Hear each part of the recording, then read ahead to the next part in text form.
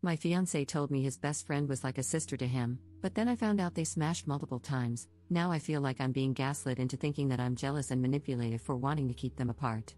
Posted by u/Throra62946294. I, 26F, have been with my fiancé, Joe, 28M, for a couple of years now. We have a great relationship, he's funny and talented, and we have a lot of fun together, but there's always been one big issue: Natalie, 27F. Joe and Nat are really, really close friends. It borders on unhealthy codependency for sure. When we met, they were living together, but she was out of the country, so I didn't meet her until we'd been together for a couple of months. They also worked together, artists/musicians. When we started dating, Joe gave me a disclaimer about them and their close relationship, but I didn't really know what I was getting into. Once I met her, I understood it. She's the prettiest person I've ever seen in my life. I heard a lot about her, but no one told me she looked like a freaking supermodel. It was jarring too, because Joe is just average. They started writing music together again and performing, which meant a lot of time alone. I was also under the impression that their band involved multiple people, but it's just the two of them. Natalie always invited me to practices and whatnot, but, to be honest, being around them made me feel like a third wheel. Then I saw them perform, and for some reason, they decided to cover this song that felt like a slap in the face to me, especially given the context of the movie. It's not even their genre. I was extra upset because there's that line, "You can always come in my back door," and we've had issues because I don't like butt stuff. She even bent over and gave a little wink, which made me so mad. Joe just laughed it off and said the song was funny and gets a good crowd response. And they're affectionate. I mean, they're not kissing, but they're always close. Anyway, she ended up traveling a lot for a long period of time for a good career opportunity. I had to talk Joe out of joining her, and things got a lot better with us. We even got engaged, and it was great. Then, for Christmas, we went to his home country so I could meet his family, and things went sideways as hell. First off, Nat was in every family photo, going back years. Then his mom was asking about Nat and later said she'd be out to visit the next week. Joe had a bit too much to drink at this point and got emotional about that, saying he wished he would have known because he would have changed our plans. I pulled him aside and told him I wasn't comfortable with how intertwined she was with his family, especially if we were going to get married. I asked if something could be done about that, and he laughed in my face and told me I could be the one to bring that up with his mom. So I did. His mom looked at me like I'd slapped her, and then the whole family got upset. Joe got really mad at me, and we left. Apparently, she was a foreign exchange student or something, and they were immediately best friends. They were weird kids and didn't have other friends before each other. Every year they alternated staying with their families, between Ireland and Germany. I never knew about this, but there were things, like, we were watching a movie once, and a character was speaking German, and Joe was able to translate. When I asked him, "WTF, you speak German?" He gave me a weird look and was like, "Yeah, that's where Nat is from." Then, when they were teenagers and the two were in Ireland, Nat's family was killed back in her country, so she stayed there with his family until they moved out together. And they've basically been side by side since for 15 plus years. They lived together and went to school together, and then lived together and worked together, since they were like 12. Apparently, there was one school year their parents decided not to put them together, and they both reacted so hostilely and started acting out with crime and substances that their parents gave in. I don't know why I didn't know this and started to wonder what else. I asked if they'd slept together, and yes, they sure did. About 6 years ago for like a year. Then, one night, Nat kissed a guy and Joe beat the crap out of him. They got into a fight, decided sex was complicating things, and then just stopped. But they also hooked up a few times since. I freaked out. After all the "she's like my sister" BS. Joe insisted it didn't mean anything, but WTF. He kept saying it was purely physical and there were no feelings. But if there weren't feelings, how did things get complicated then? Well, regardless, we managed to talk it out but didn't go back to his parents. He argued that they were barely even friends anymore since he hasn't seen her in so long, and I did such a good job tearing them apart. I told him he asked me to marry him and should act like it. We fought for like 3 days until he got sick of it. Last week, he got a call from her. I heard him get upset and argue, then he started to leave. I asked him WTF, and he just said Natalie was in trouble and he needed to go to her, and left. Just hopped on a plane and left, just like that. If I hadn't asked, he probably wouldn't have even said a word to me. So naturally, I was pissed. I started drinking and sent some angry messages. I basically told him that if he was going to leave like that and run to her, he made it clear he was choosing her over me, and he shouldn't bother coming home. His response was just okay and that he would come back soon to get his stuff, which really, really pissed me off. Yesterday, I talked to our mutual friend Chloe, who told me that Natalie was in a bad situation and had called Joe from the hospital. I felt kind of bad then and wondered why Joe didn't tell me that detail, so I called him. It wasn't a good conversation. I told him I understood why he left, but since she's okay now, he should come home. He disagreed and completely flipped out on me. He said that if I hadn't kept them apart and put distance between them, she might have opened up to him about the stuff she was dealing with, and he could have helped. He called me manipulative and jealous. I do feel bad, but I still don't think I did anything that bad. Chloe told me she'd be surprised if Joe wants to work things out.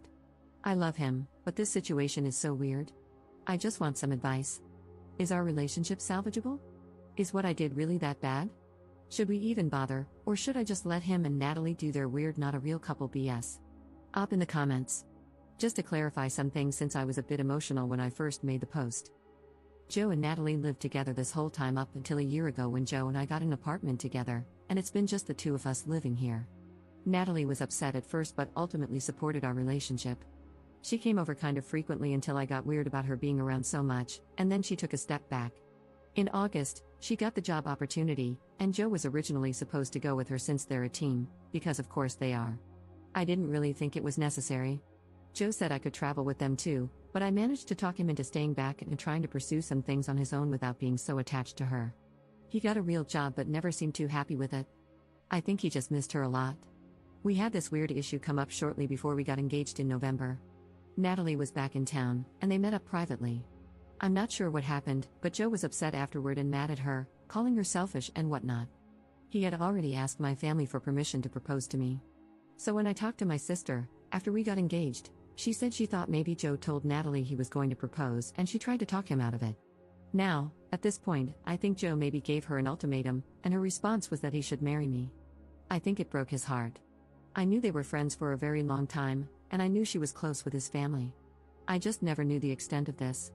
He took off on a plane the other day because she was violently attacked by one of her colleagues. Joe felt responsible because he was originally supposed to be with the group. I think that's why he took off the way he did. He still hasn't told me what exactly happened to her, I just heard it from other friends. Maybe he was trying to respect her privacy, I don't know, but telling me something would have been nice instead of waiting for me to ask for explanations and make demands. I really appreciate everyone's advice. I'm going to have a talk with him and tell him he needs to figure out his relationship with her, but I'm done. I can't do this anymore. I'm so sick of being a silver medal. Update 1 day later. Hi everyone, it's me, the one from yesterday's post about my now ex-fiancé. I just want to start by saying that I really appreciate everyone's input and suggestions. It helped me so much and gave me that push to finally address what I already knew needed to be done. A lot of people ask for updates, and a lot has happened in the last 24 hours, but since the original post is locked, I hope it's okay to post here. I've updated a few people through private messages and was told how to go about posting an update, so thank you, everyone. First off, I was angry and emotional yesterday, so I reached out to Sam, who used to date Natalie. I figured if anyone could relate to exactly what I was dealing with, it would be him. So we met up for some drinks. I'm not looking for a rebound or anything, I just wanted someone who really understands, and holy crap. Apparently, he asked way more questions, and Natalie was way more open with him than Joe was with me. It filled in some blanks but also made things more confusing. Sam read the whole post and comments, and then we started talking. The first thing he clarified was the timeline of when they were sleeping together. So, according to Sam, they were hooking up secretly for that year, and from what Natalie told Sam, God, this is exhausting, it started as a way to relieve tension and boredom. The first time happened during a fight, which is so on-brand for them that if I weren't so angry, I'd laugh at it. They agreed to keep emotions out of it and just have fun. Apparently, Natalie said the sex was incredible because they were already so close, which is why they didn't just write it off as a one-time mistake. Then, the reason the fight that ended things happened was that Natalie was going to bring this other guy as her date to the party. She made a joke like, unless you want to finally make this official lol, and Joe's response was something like, no, I can't ruin our friendship like that, paraphrasing. So Natalie brought that guy, and then Joe got drunk and tried to fight him, so, yeah. I don't know why Joe chose to leave out the details that he did. To be honest, it probably would have made me feel a little more comfortable. So he left out those details, but Natalie told Sam. She also admitted to Sam when they broke up that no one will ever mean more to her than Joe. I freaking applaud Sam for not blowing that up and letting everyone know. I'm not that nice. You guys will be proud of me. After a few drinks with Sam, I took the advice that a lot of people gave me. But instead of just sending my last post to Joe, I sent it to our entire group chat that all of our friends are in, including Joe and Natalie. And then I waited. Most people didn't respond in the chat, but I started getting a lot of private texts from friends. After a little while, Natalie responded, and I'll just copy her response here. Emma, I was going to address this privately, but since you chose this approach, I will follow suit. Joe is just average. Is this how you talk about someone you're supposed to love? Especially when he is not just average? I had to talk Joe out of joining her. That decision caused him to miss a great opportunity just to appease you and your concerns. I even invited you to come with us on the tour. You also mentioned him getting a real job and were dismissive of his talent. You've never supported him. You came to one of our performances ever, hated a song, and we stopped playing it, even though you never came to another show. I'm sorry you didn't know the details of our friendship. I've tried to include you, befriend you, and build a relationship with you, but your jealousy blocked any progress. Maybe we could have talked and worked through things to make you feel more comfortable. You couldn't even stand hearing him talk about me. You also implied that I did something drastic to get his attention and make him come out here, which is cruel given the circumstances. I wish I had been around more so I could have realized sooner that he deserves so much better than you. I was shocked when I read her response and wondered why she didn't address the important stuff, like being in love or the fact that they've had sex. Anyway, chaos broke out in the group chat after that. I didn't respond, I just sat back and watched everything blow up. Joe called me a little while later, swearing he was alone. He was crying and apologizing but not begging to take me back. He confirmed what I suspected, and what everyone else was saying. He apologized for hurting me and admitted he's totally in love with her and has been forever. They were even each other's first kiss. I asked him why he was with me if that was the case, and he said he didn't realize the extent of her feelings for him. He thought it was just because the sex was good, and he didn't want to admit he was madly in love with her. Basically, he was afraid that if they tried a relationship and it didn't work, their friendship would be ruined. Their friendship was so important to him that he would rather be quietly in love with her forever than risk losing it. And that's where I came in, I guess. He admitted he was in denial about his feelings for her and hoped it would be easier to have her as just a friend if he focused on a different relationship. I cried, yelled, and called him every name I could think of. I'm still shaking. He admitted it was a horrible thing to do to me and that he never wanted to hurt me. His insecurity caused this entire mess. Obviously, things are completely over between us. From what it sounds like, Joe now realizes the full extent of her feelings for him, which makes me think she finally fessed up after seeing that post. Good for them, I guess. I hate them both, and I hope they drive each other insane. I've thrown out most of his stuff, and instead of giving the ring back, I'm going to sell it and do something fun with the money. Edit. A lot of people are calling them cheaters, but I'd like to clarify that I'm 99% sure neither of them cheated on anyone, aside from their ongoing emotional affair. Some of my wording might be confusing, and I apologize for that. I've calmed down a bit, but I'm pretty worried about Natalie, to be honest. I feel like they're going to end up together, and he's going to be all crazy and controlling, and things are going to get really messy. The emotions between these two are way too dramatic. She's so love-struck and blinded by his admission of his feelings that she's going to defend him to the end, poor girl. Relevant comments. Commenter. Did the other friends say anything? Did any of them ever acknowledge how crappy the two of them were being throughout all of this? Ops response. Yes, there were a lot of gotcha texts flying around and quite a bit of name-calling. Joe stayed out of it completely, but Natalie went on a rampage defending herself and Joe. No one had any idea, and they were actually called out for it. I feel so validated, to be honest. Natalie has always been really nice too, or at least it seemed like it, but then she just freaked out, and now everyone gets to see it. Commenter 2. Joe is the absolute worst here, and I feel really sorry for Op, but I also feel kind of bad for Natalie.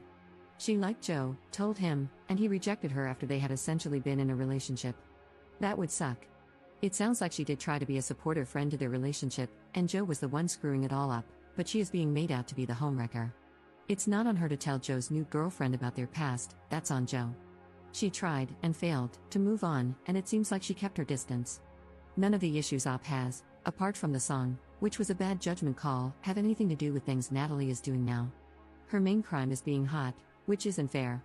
Yes, they have a complicated past and clearly have feelings for each other, but Natalie tried to act on that before there was another relationship involved and got rejected. Joe is a grade A douche, and I think both girls deserve better. Op's response. As angry as I am at everything right now, I do kind of agree with this. Natalie is usually a very nice person, and, to be honest, I feel pretty bad for doing this while she's already dealing with some stuff. I can't really blame her for losing her cool. After hearing more of the story and knowing Joe rejected her years ago, then kept ruining her relationships and whatnot, it's really rough. The tide has even shifted in the group chat to anger at Joe, but Natalie keeps defending him. She's blinded by his admission that he loves her and will probably fight everyone for him. They both have issues, and I bet once they're finally together, he's going to be super controlling, and she's a free spirit. It's gonna be a mess. Mini update 1 month later. Op made a post in r/true off my chest that is titled, "Hope you're happy after ruining my life." All that for nothing. My life is in shambles, and they're going off to elope. I didn't even do anything wrong.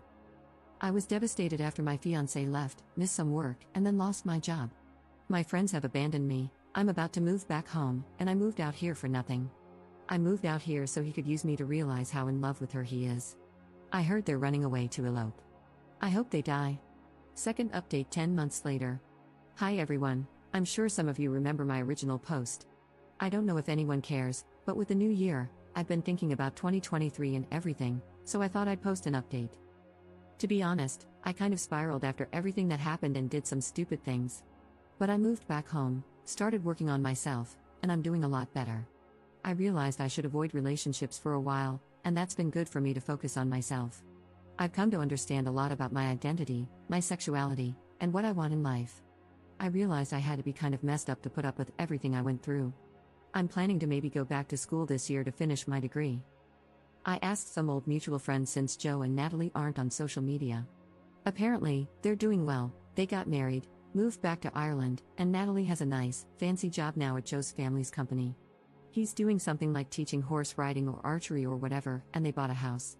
So, he's still slacking and relying on her success, just like when he coasted off her skills in music.